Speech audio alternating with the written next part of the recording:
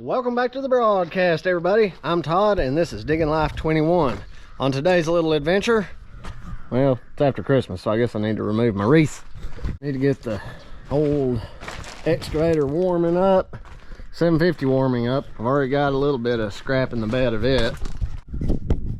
And from changing out the drive sprocket and idler on the Yanmar, these are the old ones.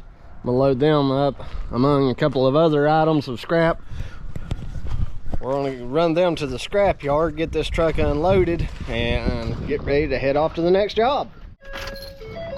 Let these glow plugs glow. That started up just fine, didn't it?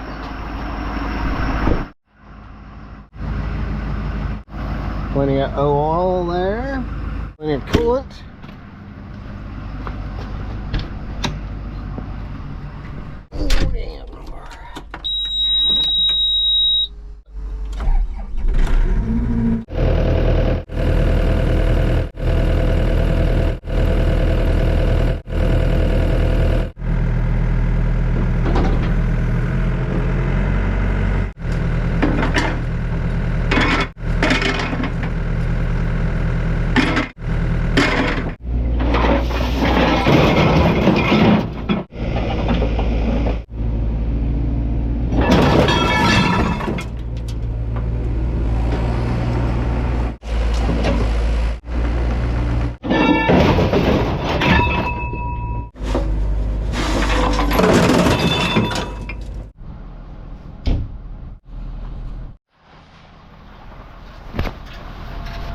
Now, let's see how hard it's going to be to find my barn gate pin.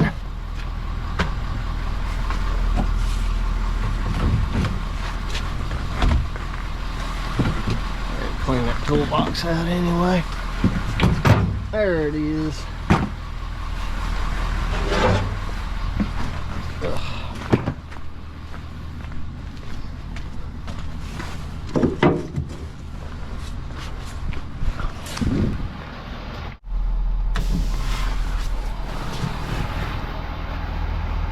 Well, there's usually a hammer in here. That's what happens.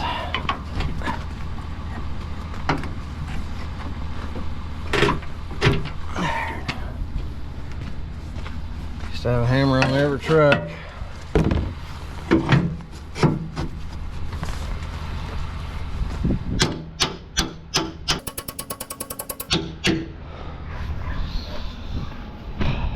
Not looking good for making me want to have employees again.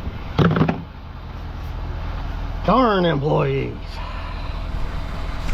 Y'all feel my pain, don't you? Ugh. Clean this out today.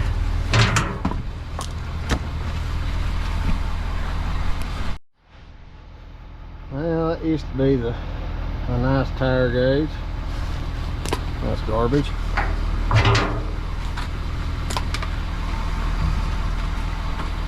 And I'll just have to pick this stuff up later. That's alright.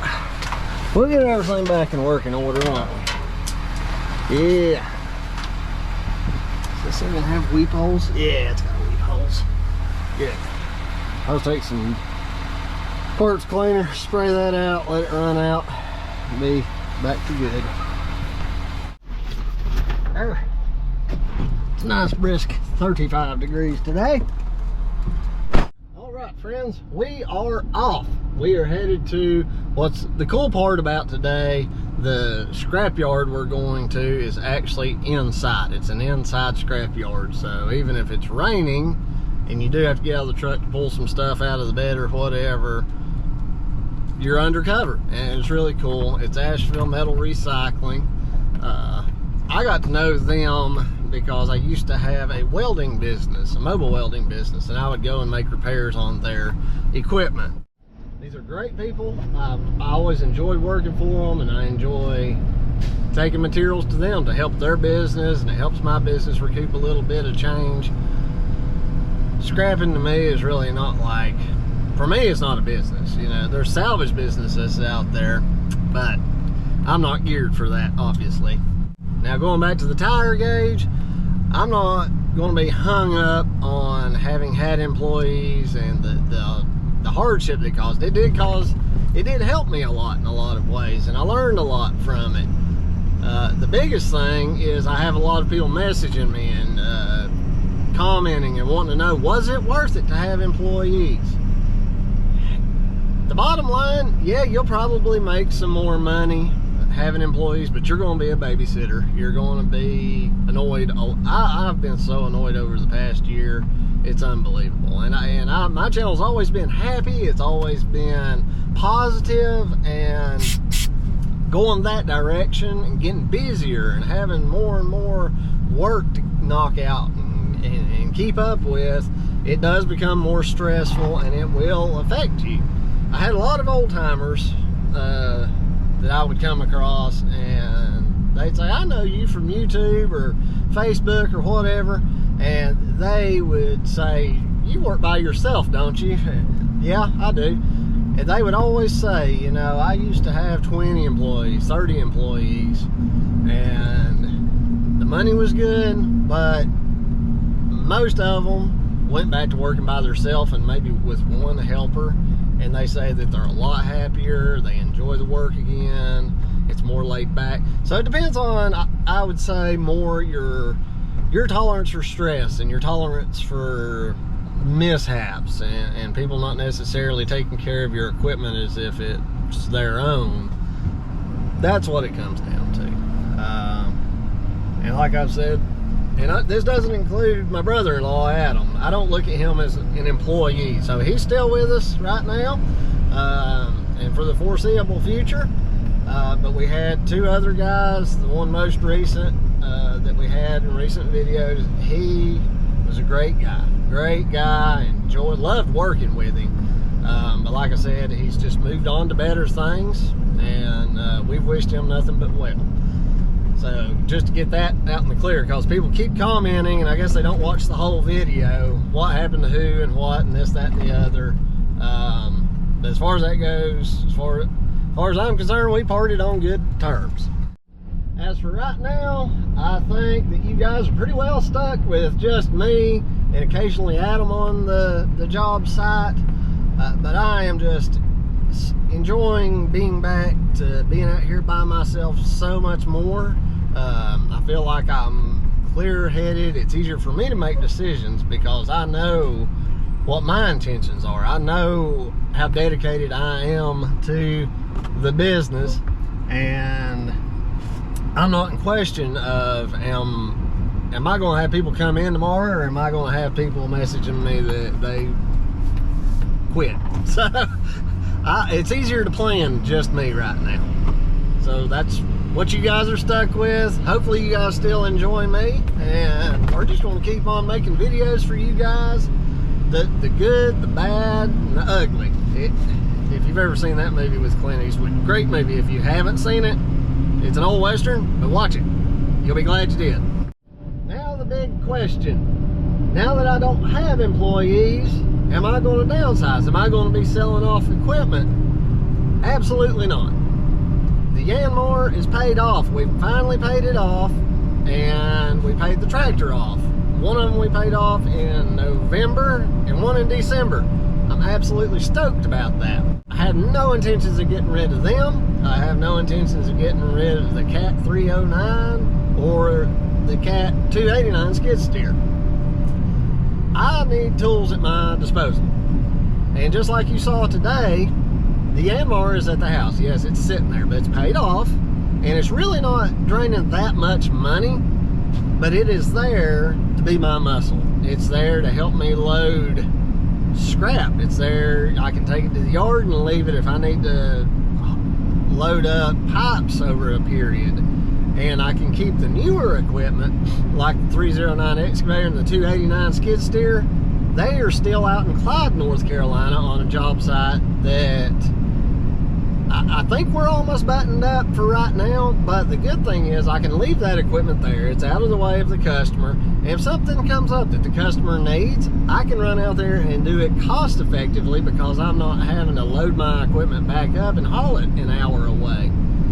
I can move the ammo around to all these little banger jobs. And if I come up with a job that requires speed and maybe a little bit more muscle and reach, then I can haul the Yanmar to the other job and get the 309 cat excavator and haul it wherever. It spreads my reach out. It's an equipment spread. And I watch YouTube too. And one thing, I watch it for entertainment and I watch it to learn. I look at the majority of what everybody is doing. And if it's a majority thing, you can almost bank that it's probably close to the best, if not the best way to do something. And a lot of people that I watch, even if they work by themselves, they have at least one of every type of machine. And when it comes to smaller machines, like my two excavators are comparable in size. They're close to the same size. But it gives the ability to run from one job to the next very quickly and very easily if you're having to stagger steps in what you're doing. And as a matter of fact, even though times are not that great, the economy is not that great, I'm not only not planning on selling anything right now, I'm actually looking still to add on a piece of equipment. I've been in talks with several people about a brush cutter for the skid steer. Do I need it now? No. Do I need it a lot? No. But when it comes time that I need a tool, I want it at my disposal and I want it right then. I don't want to have to wait 3 weeks for a rental company to have one come available. The other thing is too, is rental equipment is kept typically for a pretty long time, and I don't like the idea of renting just a brush cutter and maybe getting it, and maybe that head having been on an older machine that may have metal shavings in the hydraulic fluid, or something having gone wrong in that previous system, and it have contaminants in that head that I'm pumping into my brand new equipment that I'm trying really hard to take care of. So no, I don't want to rent if I can afford to buy something and have it forever as long as I want. Just because right now we do have several pieces of new equipment, it doesn't mean that I will always be able to do that. The dream is to have all this new equipment, take care of it, and maybe struggle right now to make payments, maybe have a hard time, but really work hard to get them paid off and them last 2 to 3 times longer than what it took to pay it off. So say, for example, a machine takes 5 years to pay off. If I can manage to keep that machine for 15 years, okay, and you pay yourself, you pay that machine off in the first 5 years, but you continue to pay payments to yourself for that next 10 years, you will then be able to, if you want to, at some point, trade off that old wore out equipment that you've hung in there with and be able to just pay cash on the next machines. I'm not positive, so I don't want to say it on here right now. It'll be in a future video, but the amount of money that we pay in finance charges a month is way more than anybody's mortgage, I would say, that's watching this right now. It is a ridiculous amount of interest. So I want to get away from doing that.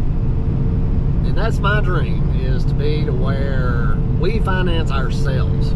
We pay for everything without a bank or a finance company. That's just my dream. That's what I want for my little company. Just so you guys know, this facility is up Caribou Road here in Asheville, North Carolina, off of Sweeten Creek Road. Up in the way. Yeah, Asheville Metal Recycling. Oh, they got a nice truck. Moving some steel today. Probably some aluminum too.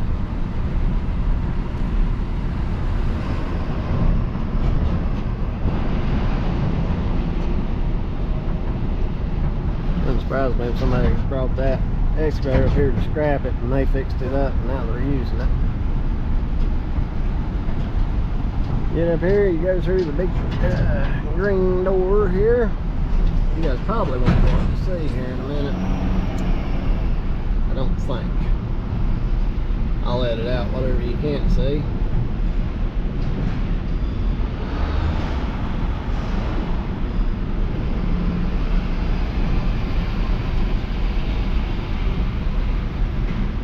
What is the weight of the day? Empty, we're about 15,000. Well, we got about 1,000 to 1,500 on here, and we wait for them to wave us on. That's it. Let's go dump this junk out. Don't pack into me there, fella.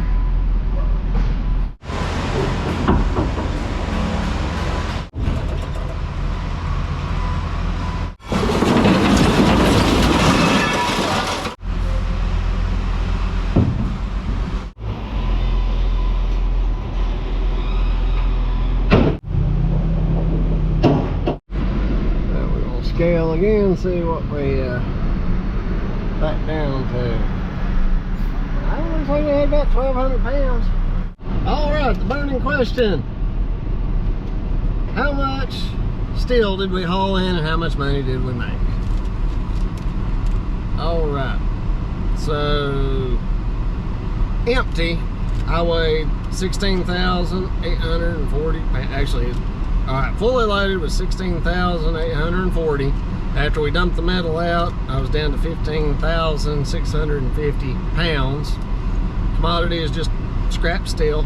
So our net weight of material we dropped off was 1,190 pounds at a payout of $65.45. That tells you right there that you've got to haul a lot of scrap metal, a lot of weight to make just a little bit of cash.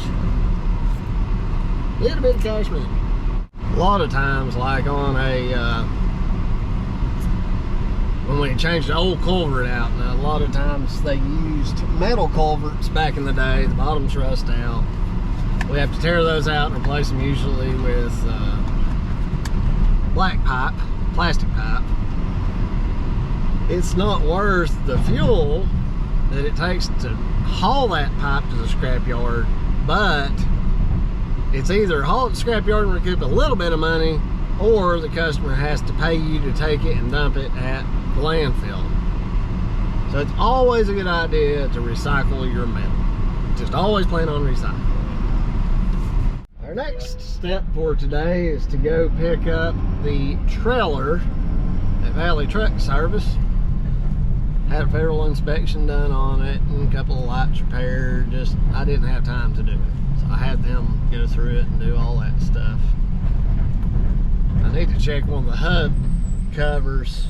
It's got on those Dexter axles, they're oil bath axles. They got that clear plastic glass over it, and they're bad to crack. And I had a little bit of a leak the other day. I'm hoping it's because they were just a little overfilled. But we're gonna check that. We're gonna wash them off and see what's going on with that. Load up the Yanmar and get ready to haul to the next job, which is gonna be pretty blame fun. Well, friends, as you can see, we have swapped up vehicles, and we are in the Macalac. We are hauling 2 loads, obviously one at a time, of road bond to a repeat customer, so he can get moving on building his house. Or actually a shed. I think he's got to put a shed up. They're going to pour a pad, I think.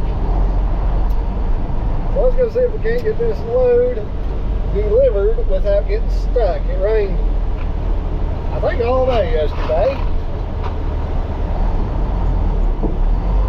It's going to be a little bit slippery.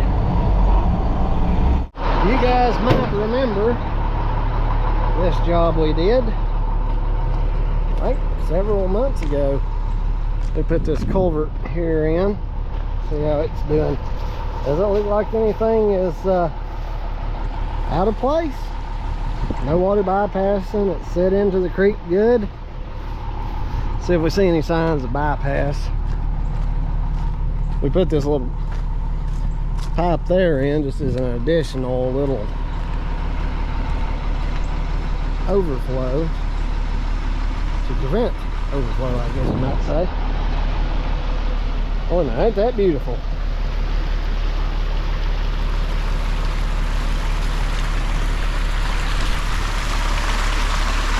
I got it in there pretty straight. The width of the water all the way through is about the same, so we did good there.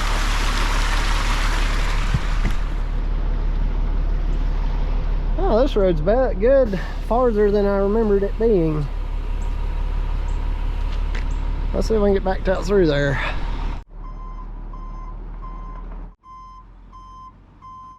I decided I better go ahead and walk it and see what exactly where I'm going. This isn't too bad. It's just that this is kind of leaning, and this is, it's not bad. I think we'll be all right. Yeah, I think we'll be okay. He had a bunch of brush out here. I priced cleaning it up, but it looks like he did a really good job doing it by himself. Ooh, boy. Got his house seat cut in. Looks good. Yeah, I'll be able to back in here without a problem. I don't think. Probably shouldn't have said that. I shouldn't have said that. I'll be stuck shore as the world now. This through here is good. We're good here.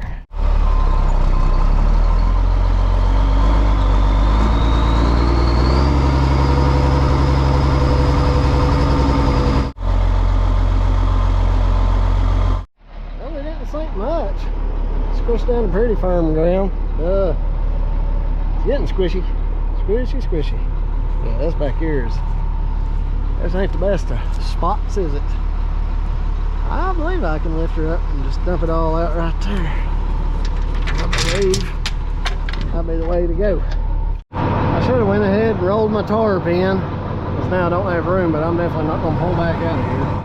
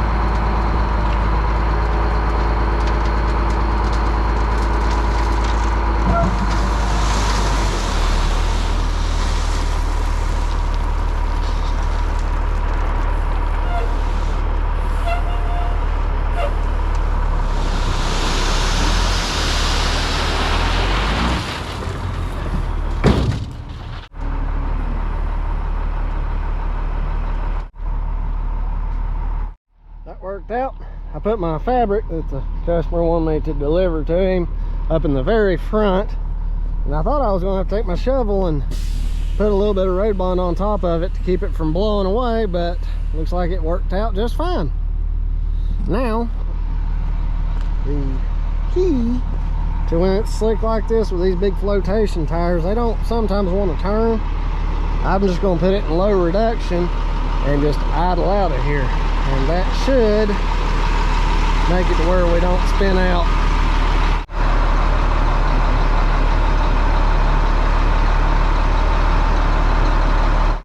Another helpful thing is you don't turn the tires any more than you have to when you're on slippery ground. As soon as you turn them a little too much, they'll start kind of snow plowing, as I call it. Well, it's 3:30. About time to eat lunch.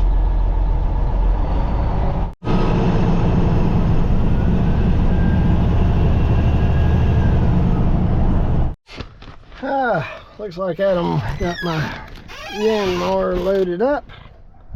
I'm gonna go double check the load securement and make sure it's ready to roll for in the morning. All right, everything looks good. I grabbed me several oak boards there. Tomorrow, where we've got to haul the Yanmar and take our little 750, we're gonna be hauling out quite the substance. So be sure to subscribe if you're not already. It's gonna be a fun little job. But where we've got to load out of their little storage building, there is a concrete lip, and I don't like putting all the pressure right on an edge like that. So we're going to use those boards to build us a little ramp up and over the concrete. That way we don't do any damage, and hopefully we get to do this job multiple times a year. And comment poo-poo, because I'll give it away. We're going to be hauling poo-poo, but what kind of poo-poo? You'll have to watch the next one and see. We love you guys.